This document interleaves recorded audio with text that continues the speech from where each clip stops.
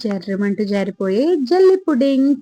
వీటి కోసం నేనేం పౌడర్స్ ప్రిపేర్ చేయలేదు. మా ధృవ జెల్లీస్ కావాలి అని అడుగుతుంటే బయట నుంచి పౌడర్ కొని తెచ్చేసి ప్రిపేర్ చేసేసాను. దానికోసం స్టవ్ వెలిగించుకొని స్టవ్ మీద 4 కప్స్ వాటర్ పెట్టుకోవాలి ఒక గిన్నెలో.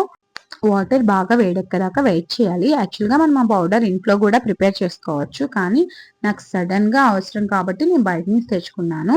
ఇప్పుడు ఈ వేడి నీళ్ళు పక్కన పెట్టుకొని మనం తెచ్చుకున్న పౌడర్‌ని ఒక బౌల్‌లోకి తీసుకొని బాగా కరిగేదాకా కలుపుకోవాలి.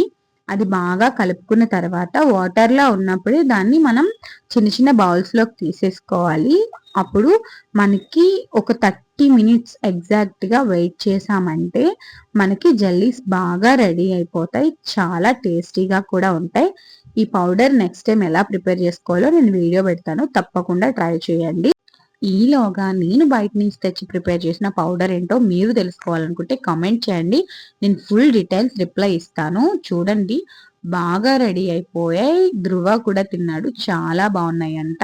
నేను కూడా ట్రై చేశాను. నిజంగానే అదిరిపోయాయి. నా వీడియో కనుక మీకు నచ్చినట్టయితే like, comment, share and subscribe.